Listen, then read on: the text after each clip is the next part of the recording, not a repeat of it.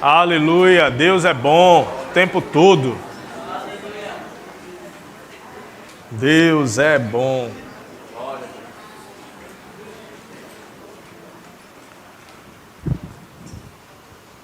O pastor Bud, que fundou o Verbo da Vida, trouxe essa visão para o Brasil. Quando alguém dizia a ele, Deus é bom, ele dizia, Ele é melhor do que isso. Deus é melhor do que bom. Amém? E eu te convido a abrir tua Bíblia nessa tarde em João, no capítulo 8. Mas se a tua versão não for a NVI, eu vou pedir para você acompanhar em nossos telões. Amém? Você consegue ver nossos telões? Amém.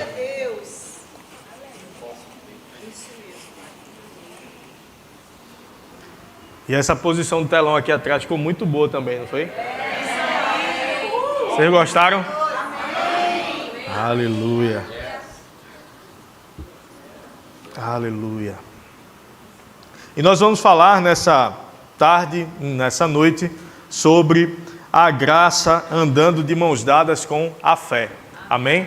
Esse não é o tema, porque não dá para botar o tema, a graça andando de mãos dadas com a fé. Eu acho que não, mas o tema é esse, para a gente entender sobre o que vai tratar. Depois o pessoal da redação consegue formar uma frase bonitinha sobre isso e colocar o tema da ministração. Lá em João 8, a partir do versículo 3, vai dizer assim: os mestres da lei e os fariseus trouxeram uma mulher surpreendida em adultério. Fizeram-na ficar em pé diante de todos e disseram a Jesus: Mestre, essa mulher foi surpreendida em ato de adultério. Na lei, Moisés nos ordena apedrejar tais mulheres. E o Senhor, que diz? Eles estavam usando essa pergunta como armadilha, a fim de terem uma base para acusá-lo. Para acusar quem? Acusar Jesus.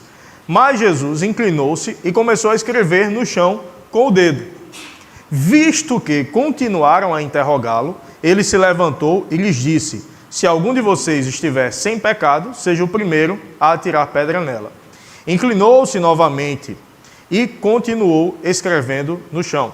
Os que o ouviram foram saindo um de cada vez, começando pelos mais velhos. Jesus ficou só com a mulher, ainda de pé diante dele. Então Jesus pôs-se de pé e perguntou-lhe: mulher, onde estão eles? Ninguém a condenou?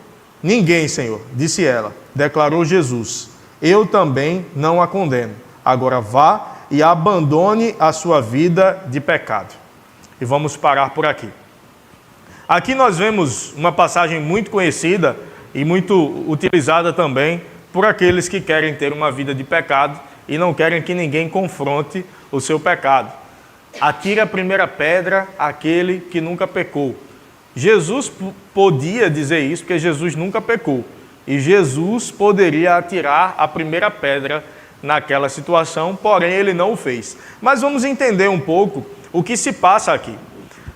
Durante todo o Antigo Testamento, a partir de Moisés, Deus deu as leis a Moisés, e essas leis que guiavam o povo, que guiavam como o povo deveria viver, como o povo deveria se comportar diante de Deus, era também não apenas uma lei espiritual, mas era uma lei civil também, era o código penal também do povo. Ou seja, as regras da sociedade dentro do povo hebreu eram regidas pela lei de Moisés, que é muito mais do que aqueles 10 mandamentos. Então é muita coisa para o povo cumprir. Se você lê Deuteronômio, se você lê Levítico, você vai ver quanta coisa a lei dizia que deveria ter sido cumprida ou que deveria ser cumprida pelo povo. Quem não cumprisse toda a lei era digno de condenação. Então vinha a figura de um cordeiro que morreria para cobrir os pecados daquele povo. A gente pregou sobre isso quando a gente pregou sobre redenção, sobre expiação recentemente.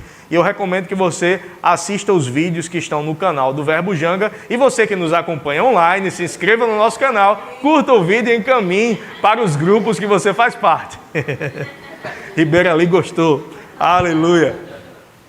Então, nessa tarde e nessa noite, a gente não vai se ater nesses aspectos da redenção, mas a gente quer falar sobre a salvação. Aqui a gente vê que Jesus, ele salvou aquela mulher.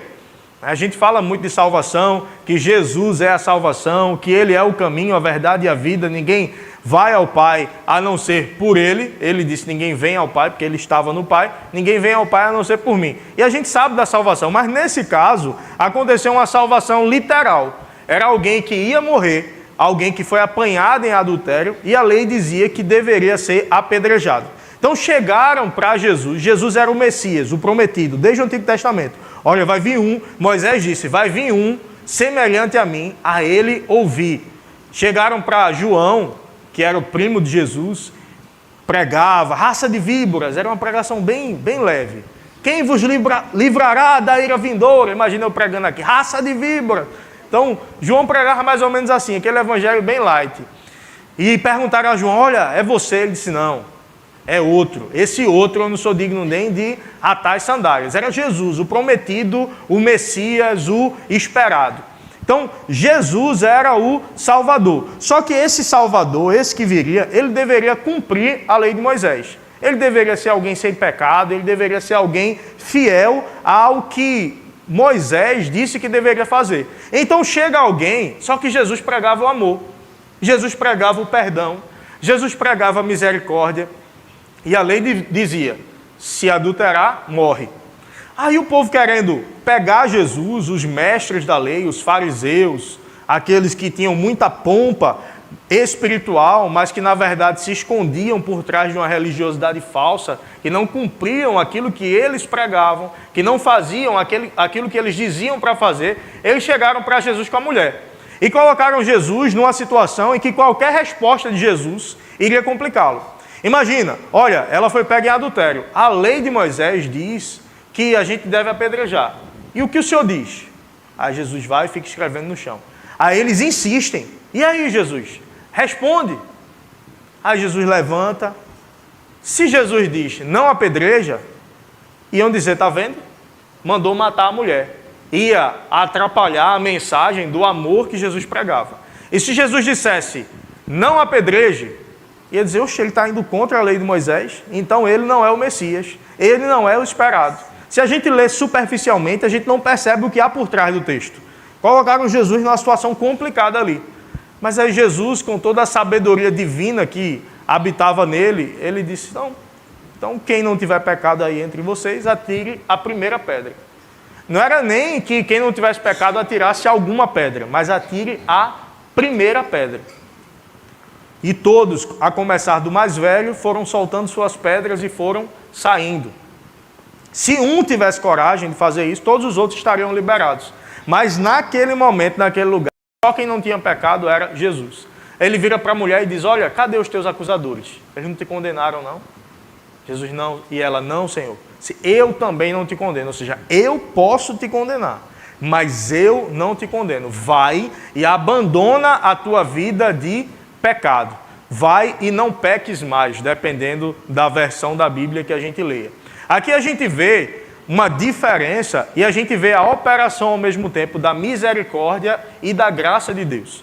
Nós somos salvos pela graça mediante a fé. Quando a gente convida as pessoas a receberem Jesus, a gente costuma ler Romanos 10, a partir do versículo 8. Porém, o que se diz, a palavra está perto de ti, na tua boca e no teu coração. Esta é a palavra da fé que pregamos. Versículo 9. Se com a tua boca confessares Jesus como Senhor e em teu coração creres que Deus o ressuscitou dentre os mortos, serás salvo. Versículo 10 vai dizer, porque com o coração se crê para a justiça e com a boca se confessa a respeito da salvação. Então a salvação vem através de crer com o coração e confessar com a boca Jesus como Senhor. Mas por que eu vou ser salvo através disso? Porque Jesus pagou o preço pelo meu pecado. Ele é o único capaz de me salvar. Pela sua graça, pela sua misericórdia, algo que eu não fiz para merecer, eu acesso essa graça. Jesus morreu por mim, pagou pelo meu pecado, e sem que eu tivesse feito nada, basta eu crer nele, eu acesso a salvação. Quando a gente faz o apelo, a gente dá a oportunidade da salvação, a gente não pergunta para ninguém que levante a mão, olha, como é a tua vida? Olha, me diz uma coisa, tu pecou hoje? Tu cometeu algum pecado essa semana? Me diz, tu ajudou algum pobre? Tu fez alguma boa ação para tu ser merecedor dessa salvação? Não, a gente não faz essa pergunta. Por quê? Porque não importa o que a pessoa fez. Não importa o que a pessoa viveu até aquele momento. Daquele momento em diante, tudo se fez novo. Nós recebemos a salvação de graça e pela graça. Não quer dizer que não tenha sido pago um preço muito alto. Foi pago, só que foi pago por Jesus. Eu recebo de graça. Você já ouviu aquela expressão, não existe almoço grátis? De fato, não existe. Alguém está pagando para você comer. Olhe, compre um hambúrguer e ganhe um refrigerante. O valor do refrigerante já está dentro do valor do hambúrguer que você está pagando. Ninguém vai pagar para você tomar. Você não vai tomar o refrigerante sem que alguém pague. E, nesse caso, quem está pagando é você. Agora, alguém pode te dar um lanche. Olha, toma aqui um McLanche feliz. Aí você diga, não, porque eu tenho uma alimentação saudável. Mas alguém pode pagar um almoço para você. E você vai lá e come. Mas alguém pagou. A nossa salvação, ela foi paga por alguém. Mas eu não precisei pagar nada por isso. Isso é um conceito de graça. Mas antes da graça, existe um conceito da misericórdia. O que é a misericórdia? Alguém faz um mal e ele não é punido por aquele mal que ele fez. Alguém que fez o mal merece ser punido por isso? Não merece? Só que aí Deus olha e diz, você merece, mas eu não vou te dar o mal que você merece. Eu vou te dar um exemplo bem didático. Eu sou policial. Aí eu estou lá no trânsito, trabalhando, e vem um carro e eu faço sinal de parada para o carro. Aí mando entrar na baia, ele entra, eu vou lá, boa noite, cidadão, seja bem-vindo à Operação Lei Seca, apresente por gentileza a habilitação e documento de veículo. Eu já falei tanto isso que eu já tenho, faz anos que eu não falo mais, mas eu já tenho decorado. Seja bem-vindo à Operação Lei Seca, apresente por gentileza a habilitação e documento de veículo. Aí o cara pegava a habilitação e ele fazia assim. Quando ele fazia assim, eu já sabia. A próxima pergunta, o senhor ingeriu bebida alcoólica nas últimas 12 horas? Aí ele, então, quando vinha tremendo a mão, a gente já sabia que tinha alguma coisa errada. Mas vamos supor que numa determinada situação, eu digo, apresenta habilitação e documento de veículo, por gentileza. Aí o cidadão faz, seu policial, eu não tenho habilitação. Aí eu dizia para ele, então, o senhor ingeriu bebida alcoólica, mesmo assim teria que fazer essa pergunta, que ele ia poder fazer ou não o teste do etilômetro, para saber a quantidade de álcool ali, se estava em crime de trânsito, se tinha alguma coisa, podia se negar ou podia fazer, e ele receberia a punição por ter bebido, se tivesse bebido. Se não tivesse bebido, mas não tendo a habilitação, ele receberia a punição por não ter a habilitação, e outro condutor teria que levar o veículo dali. Aí ele disse, não, senhor policial, eu não tenho habilitação. Está bom. Então, eu vou precisar da sua documentação do veículo, e eu vou fazer a lavratura do auto de infração. Então, lavrar o auto de infração e vai chegar na casa dele uma notificação da multa que ele levou. E aí ele vai pagar aquela multa. Por quê? Porque ele estava errado. Mas vamos supor que eu sou um policial muito bonzinho, e eu nem poderia fazer isso, mas eu sou um policial muito bonzinho, e eu vou e digo, por que eu estou dizendo que não poderia fazer isso? Porque a aplicação da lei ela é obrigatória, cabendo prevaricação se não fizesse. Mas vamos lá, vamos supor que não existisse prevaricação, e eu digo, meu amigo, eu vou fazer o seguinte por você, eu vou lhe perdoar disso aí.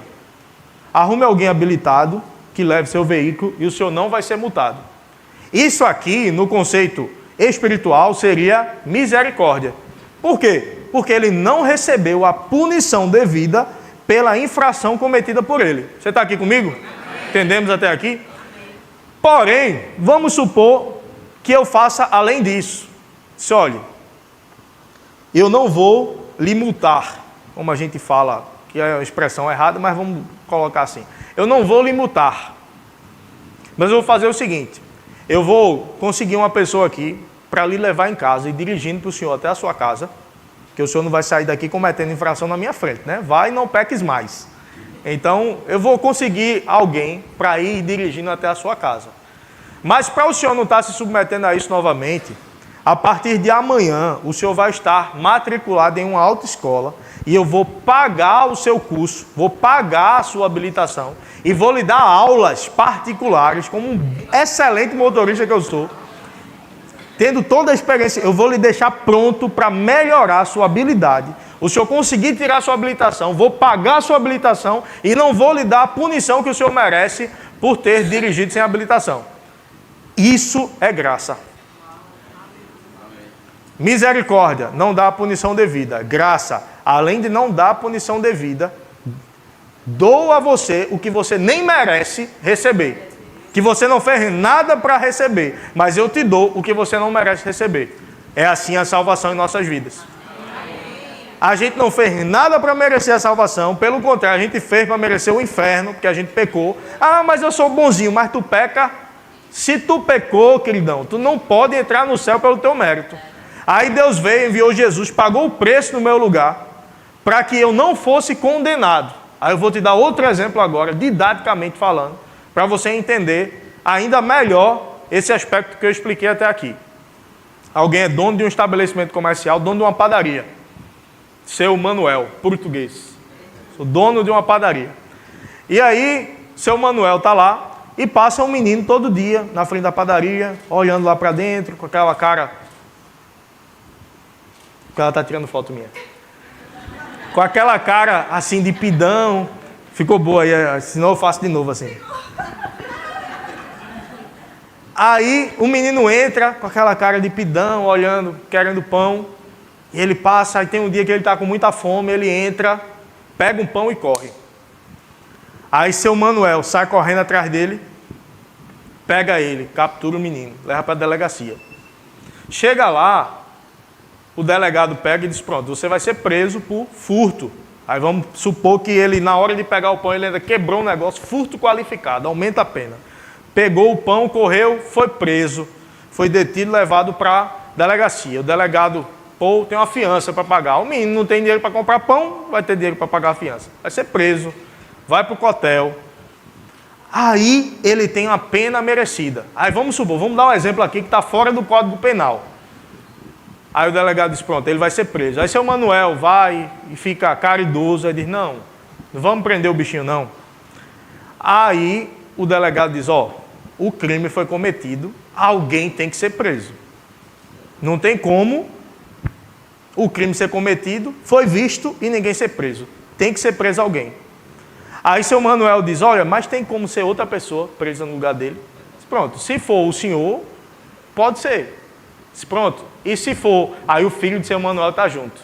Aí diz, pai, eu fico no lugar dele preso, para que ele tenha liberdade no meu lugar. E faz o seguinte, pai, leva ele para casa, ele não estava com fome, leve ele para casa e coloque ele no meu lugar. Tudo que era meu, dê a ele, e eu fico preso no lugar dele. A história é muito absurda, não é? E ainda assim não se compara ao que Jesus fez por nós. Ele assumiu o nosso lugar de pecador, ele assumiu o nosso lugar de culpado, para que nós assumíssemos o seu lugar de justo, o seu lugar de filho, o que eu não tinha acesso através do meu mérito, eu não tinha dinheiro para comprar aquilo ali. Jesus pagou, comprou, me colocou no lugar dele, assumiu o meu lugar de pecador, assumiu o meu lugar de culpado, e depois veio estar junto comigo, e nós estamos nele, somos herdeiros de Deus e co-herdeiros com Cristo. Você que antes não podia acessar a padaria, agora você é dono da padaria junto comigo. Agora você é meu irmão, agora você é filho do meu pai, juntamente comigo. Foi isso que Jesus fez por nós. E por que eu estou trazendo toda essa explicação? Para a gente entender como começa a vida cristã, através da graça. E eu acesso mediante a fé. Eu creio que Jesus morreu por mim, ressuscitou no meu lugar, eu tenho acesso. Eu declaro com a minha boca que eu tenho acesso. Mas só que a vida cristã não apenas começa assim, ela vai assim até o fim. O problema é que às vezes a gente entra com a mentalidade certa, mas depois que a gente entra, a gente cai numa armadilha chamada meritocracia. E a gente começa a achar que é pelo mérito da gente que a gente vai conquistar as bênçãos de Deus. Mas é pelo mérito de Jesus. Assim como eu fui salvo pelo mérito dele, eu sou abençoado pelo mérito dele, eu sou curado pelo mérito dele, eu prospero pelo mérito dele, eu avanço pelo mérito dele, eu cresço pelo mérito dele. E tem muito cristão vivendo uma vida atormentado pelo diabo, sem viver as promessas de Deus, pensando que ainda não é bom o suficiente para viver as promessas de Deus. Deixa eu dizer para você, você nunca vai ser bom o suficiente, mas Jesus já foi bom o suficiente por mim e por você. Ah, então isso quer dizer que eu vou viver de qualquer jeito daqui para frente, porque eu fui salvo pela graça. O que é que Deus disse? O que é que Jesus disse para a mulher? Olha, vai e não peques mais. O que é que a graça vai fazer? A gente falou do primeiro aspecto da graça, um favor imerecido.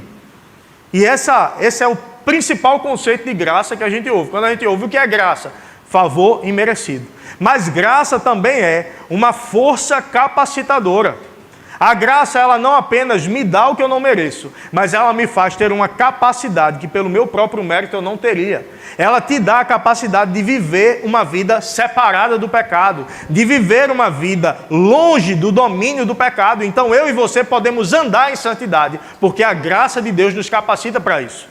Deus não manda a gente fazer algo que não seja possível. Deus disse àquela mulher, através de Jesus, Jesus é Deus, então eu posso dizer que Deus disse àquela mulher, vá e não peques mais. Então Deus, quando Ele transformou a minha vida e a tua vida, Ele nos deu uma ordem, ei, vá e não peques mais. Mas só que eu não estou te liberando para ir sozinho, eu estou indo junto com você. Eu sou a tua força, eu sou a sabedoria em você, que te livra do mal, que te livra de cair em armadilha. Eu vou com você. Você não apenas vai, mas nós vamos juntos.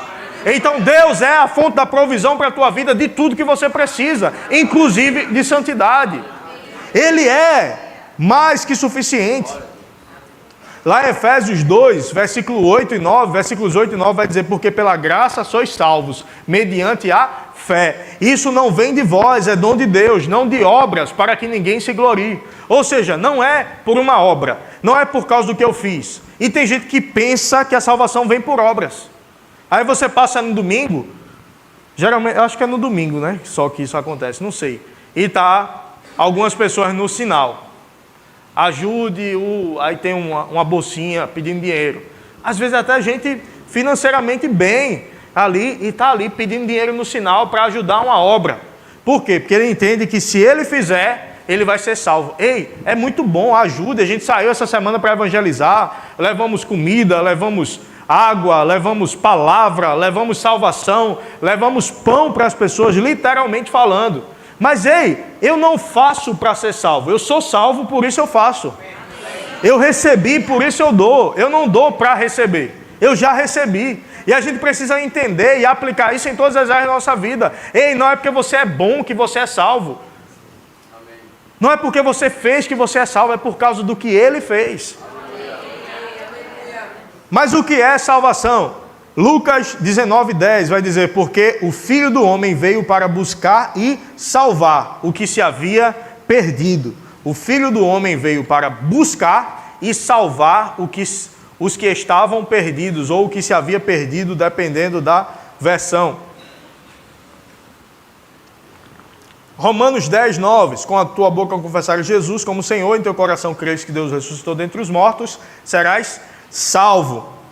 Mateus 9:22, Jesus virou-se e vendo-o disse, coragem filha, a tua fé te salvou. E a mulher ficou curada naquele instante. Qual é o contexto desse a tua fé te salvou? Aquela mulher do fluxo de sangue foi se arrastando, tocou na orla das vestes de Jesus, e ele diz, ei, alguém tocou em mim. Todo mundo apertando ele, os discípulos, Senhor, me ajude pelo amor de Deus. Todo mundo lhe apertando. O Senhor pergunta, quem me tocou? Está todo mundo tocando no Senhor. Diz, não, mas alguém tocou diferente em mim. De mim saiu poder, ou de mim saiu virtude, dependendo da versão. Mas a palavra que se encaixa melhor é poder. De mim saiu poder. E a mulher vai, fui eu, Senhor, que toquei no Senhor. E aí, o que se revela naquele momento? Ela sofria de um fluxo de sangue, provavelmente quando ela menstruava, parava, deveria ter acabado aquele tempo, e ela continuava sangrando, passava dias e dias, já tinha gastado tudo que tinha em busca de tratamento e não ficava boa. Mas a gente tem que entender que naquela época não existia absorvente, não existiam tratamentos como se existe hoje, e a mulher que estava sangrando, ela era considerada impura, ela tinha que ficar longe da sociedade, então era uma mulher condenada a não viver em comunidade. Nem com o marido, nem com ninguém. Ela vivia isolada por causa daquilo. Quando ela tocou em Jesus, ela foi curada. Aí Jesus disse, vai, a tua fé te salvou. A palavra salvou, no grego, é a palavra sozo. Sozo quer dizer liberto. Sozo quer dizer curado. Sozo quer dizer livre. Sozo quer dizer próspero. Sozo quer dizer salvo. Então, a salvação não é assim, olha, tu ia morrer e agora tu não vai morrer mais. Não é só isso. A salvação é, olha, tu era pobre, agora tu não é pobre mais. Olha, tu era doente, agora tu não é doente mais. Olha, tu era condenado, agora tu não é condenado mais. Entenda, a salvação é muito mais do que ir para o céu. É muito mais do que não ir para o inferno. Salvação é uma vida plena, é uma vida próspera diante de Deus. Ah, pastor, quer dizer que não vou ter mais dificuldade. Vai ter dificuldade, mas entenda, Ele te livrou. A dificuldade não vai te consumir. A dificuldade não vai te matar. Ele já venceu o mundo. Ele disse, ei, tenha bom ânimo. Eu venci o mundo. Aí tem quem acrescente, e tu vencerás. Não, esse tu vencerás não está na Bíblia. Mas esse eu estou em Cristo, eu já venci. Eu já vi alguém pregando assim. Olhe, e na Bíblia não está, e tu vencerás. Então a Bíblia diz que Cristo venceu o mundo. Então não pense que você vai vencer não. Quem venceu foi Cristo. Amém, eu não vou vencer não. Eu já venci porque eu estou nele. Só que existe um legalismo sendo pregado em muitos lugares de ei, jejue, ei, ore, ei, se santifique, porque senão Deus não vai fazer. Calma, quem levantou pedra para me atingir agora. Calma, baixa as pedras, deixa eu explicar. Não é errado jejuar, não é errado orar, não é errado se santificar. Pelo contrário, são coisas extremamente necessárias. Mas não é isso que vai me salvar. O que vai me salvar e o que já me salvou foi o sacrifício dele. Então, o jejuar, o orar, o me santificar é um resultado da salvação que eu já tive. Da salvação que eu já recebi. Então, se o maior, que é a salvação, eu não recebo através do jejum, o que te faz pensar que a bênção que você está querendo para receber, você vai receber através do jejum? Ficou quieto aqui. É porque a gente quer o mérito. Que a gente quer o mérito. Não, mas sou eu que tenho que fazer. Foi ele que teve que fazer e ele já fez. Tem um amigo, eu vou até mandar essa pregação para ele, não sei se ele vai assistir. Um colega de trabalho. E ele, pastor, pelo amor de Deus, ele já me perguntou uma coisa outro dia, eu falei para ele, expliquei. Aí anteontem, eu estava no trabalho, encontrei ele lá. Aí eu estou com raiva do senhor. Eu disse, o que foi? Aí o senhor não me disse o que fazer ainda. Eu disse, eu sou o Espírito Santo, é? Aí ele disse, não, mas o senhor tem. Eu disse, o senhor tem também. Aí ele mas eu acho que o meu está dormindo. Eu disse, tá não. Porque ele está querendo receber algo, aí ele fica dizendo a mim, mas eu fico procurando em mim o que está errado. Porque eu estou orando, eu estou lendo a Bíblia, eu não estou encontrando erro em mim. Aí eu disse, o erro está aí. O erro está aí. O senhor está achando que o senhor está tendo que merecer para receber do Senhor aquilo que Jesus já mereceu no seu lugar. Eu disse a ele, estude sobre graça. Ele, não mais isso, não mais aquilo. Meu irmão, a gente fica procurando coisas para embasar a nossa falta de recebimento de algumas coisas. Para dizer, eu não estou merecendo, por isso eu não estou sendo promovido no trabalho. Eu não estou merecendo, por isso que eu não estou recebendo aquilo. Primeiro, meu irmão, você tem a bênção de Deus sobre a tua vida. Você tem uma condição, uma pré-condição de que tudo que você fizer vai prosperar. Você tem a sabedoria de Deus na tua vida, que tudo que você vai fazer, você tem um nível de sabedoria que qualquer pessoa lá fora não tem. Você pode ter ideias que ninguém tem. Você pode ter soluções para problemas que ninguém tem, que ninguém encontra, você pode ter. Essa era uma das minhas confissões de fé. Eu sou conhecido como aquele que resolve, porque a sabedoria de Deus habita em mim. E eu resolvo problemas que ninguém consegue resolver. Encontro soluções que ninguém consegue encontrar. Aí depois do meu trabalho, estava o povo ligando para mim na minha folga. Ó, tu tá quando? Eu tô tal dia. Ó, porque tem tal coisa para resolver. E como só tu que consegue resolver, ficou para tu. Eu estou me exaltando, não. É a sabedoria de Deus. Só que isso está disponível para todos nós. Aí eu vejo alguns crentes reclamando, não, porque eu não consigo prosperar, eu não consigo vender, eu não consigo fazer isso. Ei, você precisa acessar isso pela fé. Isso não se manifesta na tua vida automaticamente. A salvação, você não está andando na rua e de repente fui salvo. Não, você tem um ato de fé. Eu creio que Jesus morreu e ressuscitou para me dar a vida eterna. Então eu sou salvo. Eu recebo Ele como Senhor. Então eu sou salvo. Aí você crê, eu fui salvo. A partir dali você tem certeza que se você morrer, você vai para o céu. Só que às vezes falta a gente ter essa mesma fé para aplicar em outras áreas da vida. Para dizer, olha, está faltando alguma coisa, mas eu já fui salvo. Então falta não faz mais parte da minha vida. Então eu posso viver em abundância.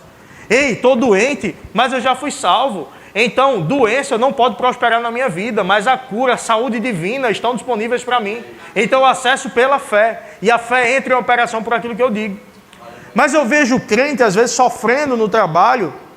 Ah, porque eu não consigo vender. Qual foi o último livro de vendas que tu leu? Não, nunca li livro de venda, não. Qual foi o último treinamento de vendas que tu se submeteu? Não, nunca participei de nenhum treinamento, não. Ei, tu tem a sabedoria de Deus na tua vida. Ou seja, dentro de um treinamento, você vai absorver um nível de conhecimento que outras pessoas não vão absorver. Por que tu não treina? Por que tu não lê? Por que tu não busca conhecimento? Então entende? Se eu creio, eu vou ter uma atitude correspondente com aquilo que eu estou crendo. Não é que eu vou estudar para merecer. Mas eu entendo, eu já recebi, então eu vou estudar. E eu sei que comigo as coisas vão ser aceleradas. Comigo as coisas vão ser melhores. Eu vejo colegas de trabalho mais preparados do que eu até. Eu já fiz muito curso, mas tem gente muito melhor do que eu. Mas que eu trabalho em lugares muito melhores do que ele. Por quê?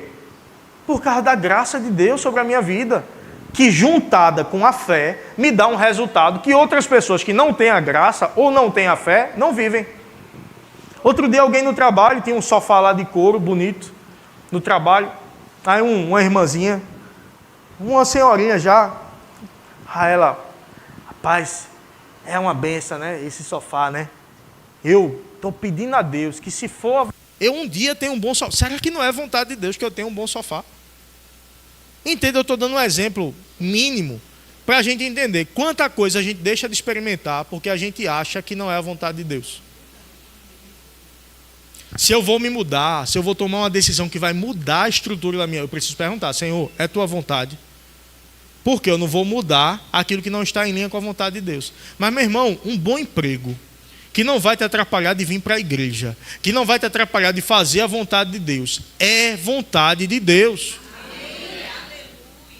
Não porque eu estou crendo para um carrinho, mas eu não sei se é a vontade de Deus. Ô vaso,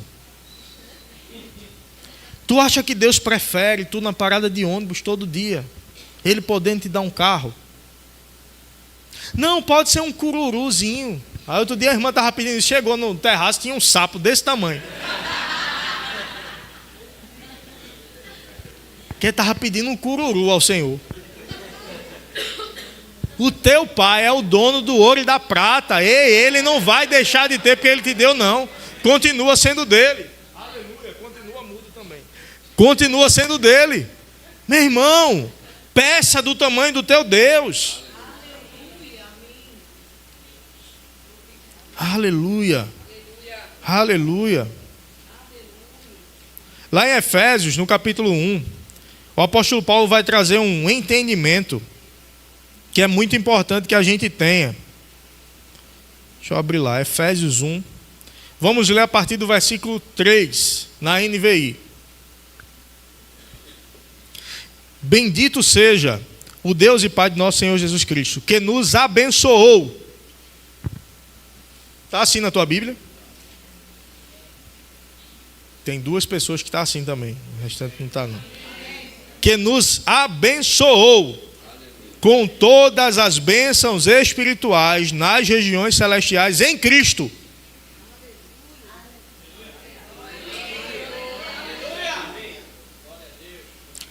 Aí se eu chego para você e digo, preste atenção. Se eu chego para você e digo, Deus vai te abençoar. Está certo ou está errado?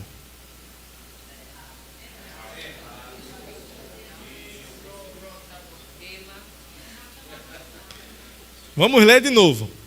Bendito seja o Deus e Pai de nosso Senhor Jesus Cristo, que nos abençoou. Abençoou, quer dizer, quando a gente estudou português lá atrás, passado. Eu não vou entrar no pretérito do passado. Passado, presente e futuro. Deixa para os professores de português, deixa para Beto aí, letrado, para explicar mais profundamente. Abençoou, quer dizer que já foi. Já foi e me manteve lá. É algo que ele já fez e eu estou. Amém? Com todas as sortes de bênçãos, estagiário, deixa o versículo. Todas as bênçãos espirituais nas regiões celestiais em Cristo. Então a bênção, ela é espiritual. Na sua essência e na sua localização. E ela se manifesta no reino natural através da fé. A fé vai fazer aquilo que está disponível para mim no reino espiritual se manifestar no reino natural. Porque, versículo 4, Deus nos escolheu nele, antes da criação do mundo, para sermos santos e sem culpa diante dele, ou santos e irrepreensíveis. Em amor nos predestinou para sermos adotados como filhos por meio de Jesus Cristo, conforme o bom propósito da sua vontade, para o louvor da sua gloriosa graça, a qual nos deu graciosamente por meio do amado. Ele te predestinou antes de você nascer. Ah, pastor, então esse negócio de predestinação está certo? Tá, para a igreja, não para as pessoas. Como assim? A igreja foi predestinada para ser salva. Quem está na igreja, a igreja não é um prédio, tá? A igreja é corpo de Cristo. Quem está em Cristo está salvo. E ele já tinha predestinado. Se tem um trem, um metrô, para a gente é mais comum, né? O conceito de metrô. Quando eu estudava no Senai, eu morava em Moreno. Então eu pegava o ônibus Moreno de Jaboatão.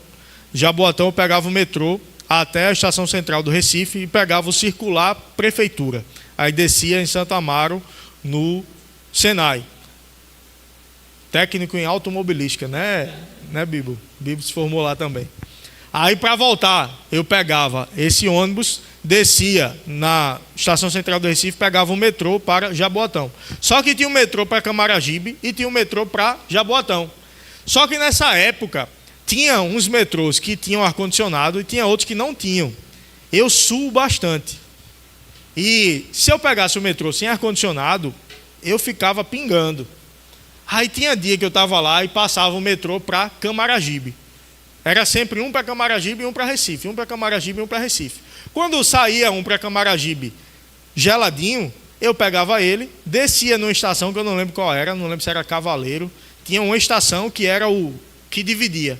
Depois dessa estação, aí esse trem seguirá para Camaragibe. Aí ficava repetindo, esse trem seguirá para Camaragibe. Aí eu tinha que descer e esperar o outro para ir para Jaboatão. Teve uma vez que eu dormi, aí já indo para o de Jaboatão. Aí quando eu vi Cavaleiro, dei um pulo e saí. Aí fechou a porta, eu disse, eita, era Jaboatão. Aí eu tive que esperar passar um Camaragibe para passar outro Jaboatão para eu pegar. A sono abençoado.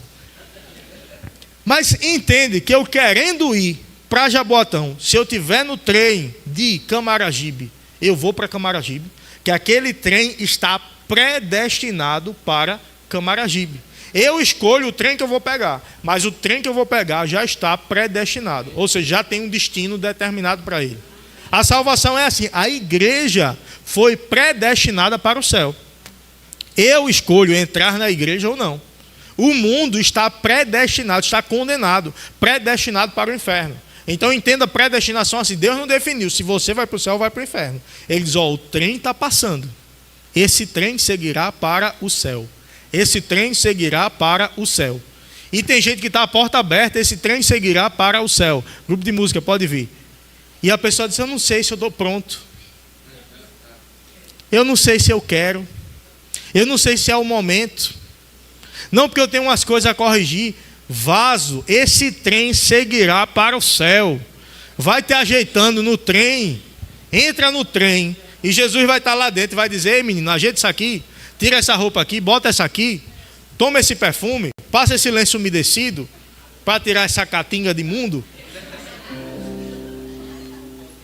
Bota as mãos aqui, deixa eu botar álcool nas tuas mãos para tirar as bactérias aqui, tirar o coronavírus aqui. Aí, lá dentro a gente vai se ajeitando. Ei, não espere se ajeitar para entrar no trem não. Porque tem uma hora que a porta fecha e já era. Não adianta correr atrás e bater, porque não para mais não, já foi. Ei, a porta da salvação está aberta. E entenda, se você está lá dentro tem um serviço de bordo excelente. Não é do metrô não, é do trem da salvação.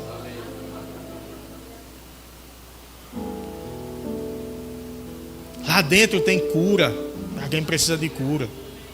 Lá dentro tem paz para quem precisa de paz.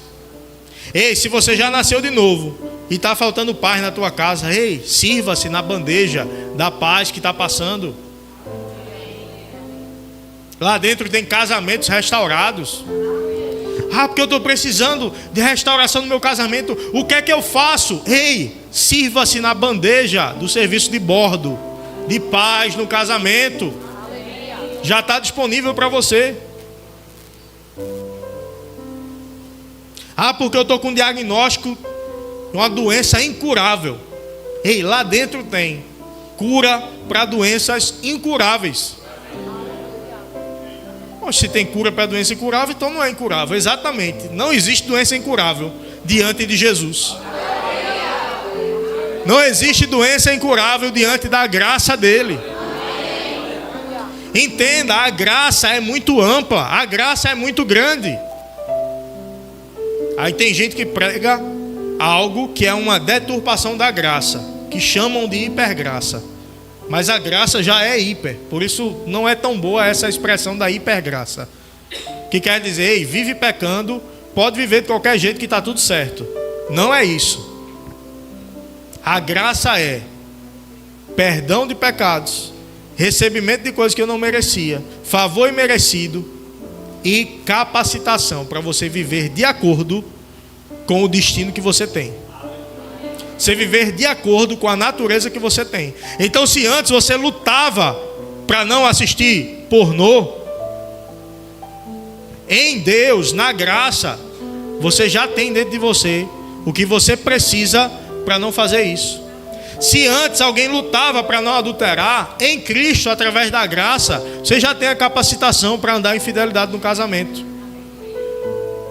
Se antes precisava fazer força, jovem, para não passar a mão onde não deve passar no namoro, em Cristo você tem a provisão para não fazer isso. Agora eu vou beijar à vontade, que não vai dar vontade. Então não beije à vontade. A graça te dá sabedoria para não entrar em situações que vão te levar para o pecado, vaso.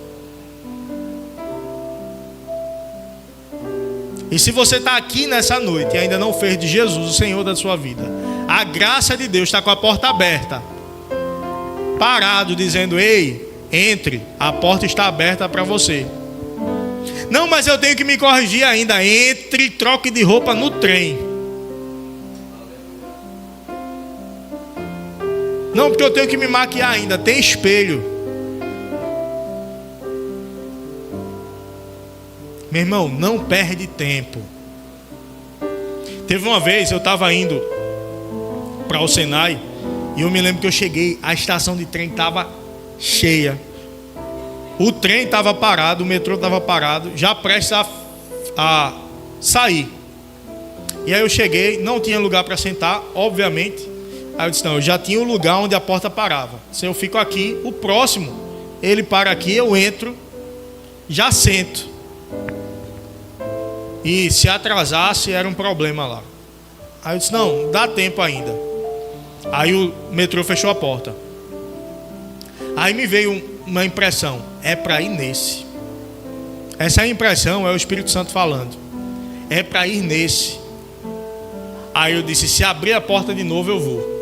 Ele, depois que fechava a porta, ele não abria mais não, ele fechava a porta e ia. Aí ele abriu a porta. Aí eu, muito esperto e muito inteligente, disse, mas não vou não. Eu vou no próximo. Aí ele fechou a porta e foi. Daqui a pouco o próximo quebrou. Imagina quanta gente estava esperando o próximo. Aí eu entrei, não sentei, difícil, estava até para respirar, do aperto, e eu o tempo todo na minha mente, rapaz, era para eu ter pego o primeiro, e o Senhor falou comigo e eu não quis pegar.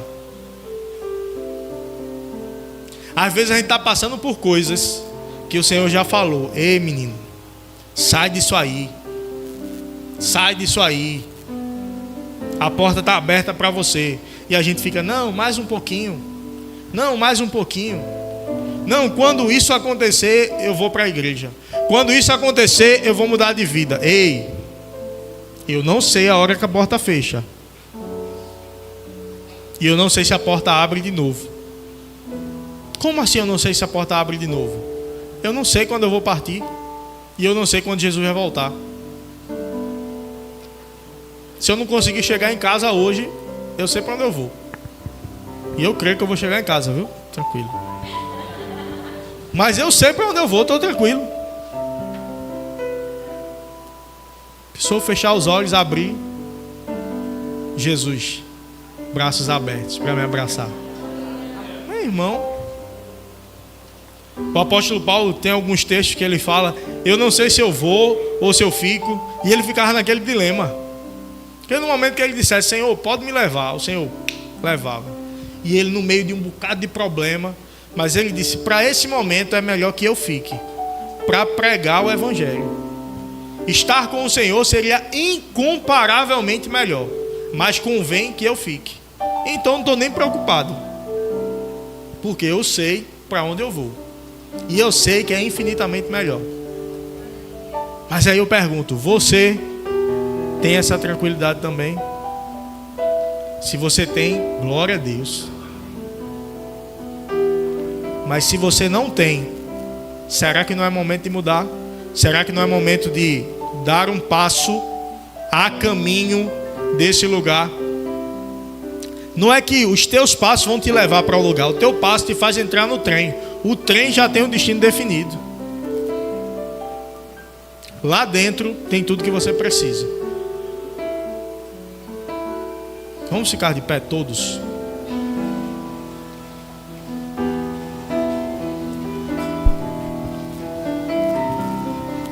Existe provisão de salvação nessa noite. Quem aqui quer fazer de Jesus o Senhor da sua vida? Você ainda não tomou essa decisão, mas entende a importância de fazê-lo, de tomá-la nessa noite. Levanta a tua mão, a gente vai te conduzir nessa oração e te conduzir nesse novo tempo. Quem é você?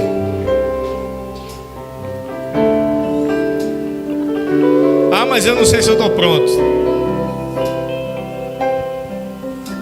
Ele deixa você pronto.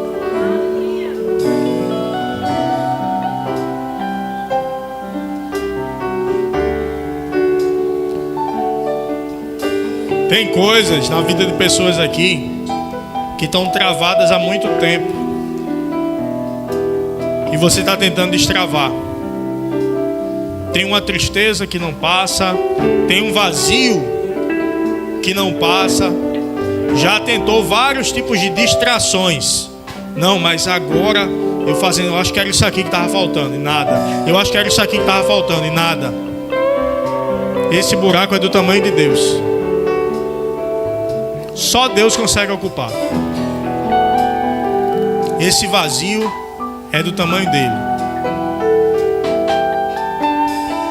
Estou falando isso para convencer ninguém. Estou falando isso porque o Espírito Santo está me conduzindo a dizer essas palavras. Então ele está falando com alguém. Quem é você que precisa tomar essa decisão? Vem aqui, irmã. Aleluia. Aleluia.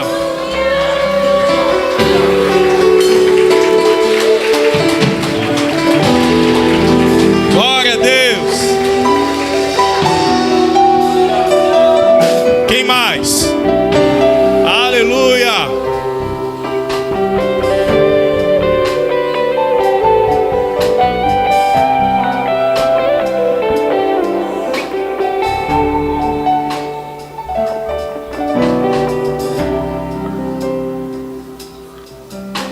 Seja bem-vindo, irmã. Como é seu nome?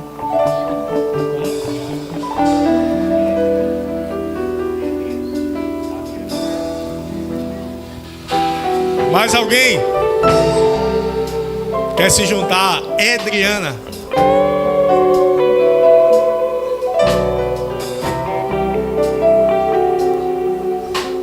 É a primeira vez que faz isso, Adriana. Está se reconciliando. Está se reconciliando. Amém. Então diga comigo: Senhor Jesus, nessa noite eu confesso ao Senhor como dono da minha vida. Eu creio que o Senhor morreu e ressuscitou para me dar vida eterna. Daqui para frente, a minha vida é do Senhor. Aleluia. Estende tua mão para cá. Senhor Deus e Pai, nós oramos por Adriana, Pai. Nós declaramos um novo tempo sobre sua vida. Nós declaramos que onde operou a vergonha, haverá dupla honra. Dupla honra. Declaramos um novo tempo sobre sua vida. Declaramos uma nova provisão do Senhor em todas as áreas, incluindo nas suas emoções. O Senhor guarda e toma conta a partir de hoje. Em nome de Jesus. Amém. Agora olha a nova família que você ganhou. Acompanhe esse irmão aqui.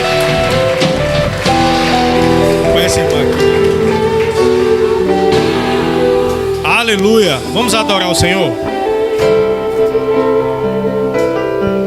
Que certamente tua bondade me alcança,